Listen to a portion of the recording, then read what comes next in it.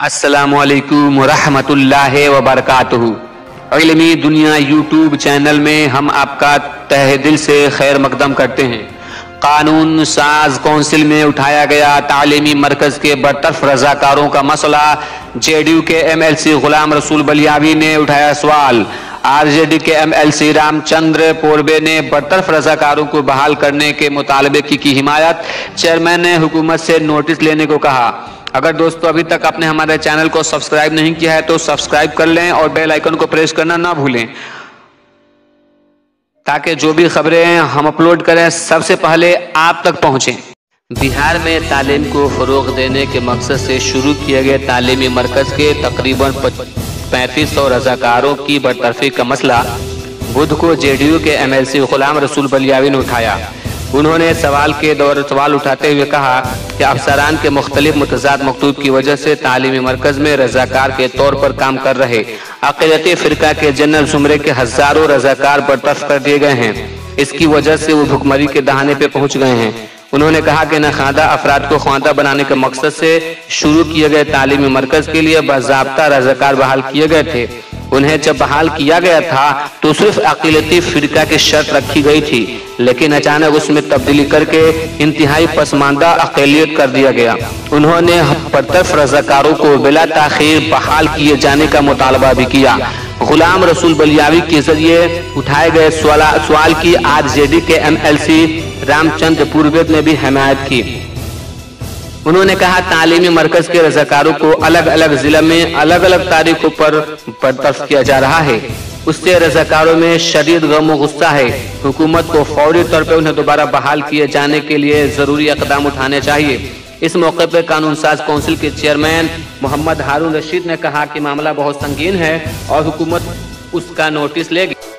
क्या है मामला? ख्वादा भारत के उन्वान से मरकजी हुकूमत ने एक मनसूबा शुरू किया था। उसके तहत बिहार में भी नखादा अफराद को ख्वादा बनाने के लिए स्कीम शुरू की गई। हुकूमत बिहार ने समाज में ख्वादगी की सूरत हाल जानने के लिए एक सर्वे करवाया। इसमें यह बताया गया कि महादलित, अक़लियत और इंतहाई पसमानदा तबक़ात में नख्वादगी की दर शरह बहुत ज़्यादा है। इन तबक़ात के नख्वादा अफराद को ख्वादा बनाने और उनके बच्चों को स्कूल तक पहुँचाने के लिए बेदारी मुहिम शुरू की गई। इसी के तहत तालीमी मरकज़ कायम करने का मंसूबा बनाया गया। इस सिलसिले में महकमा तालीम के प्रिंसिपल सेक्रेटरी अमरजीत सहाय ने 3 दिसंबर 2012 को महादलित, अक़लियत और इंतहाई पसमानदा तबका अक्सर आंचल योजना के मुतालिक उन्वान से सभी जिला अफसरान को मकतूब भेजकर मुतल्लिका अजला में 20,000 मराकिज़ कायम करने की हिदायत दी, ताकि 26 जनवरी 2013 को उनका इफ्तिताह किया जा सके।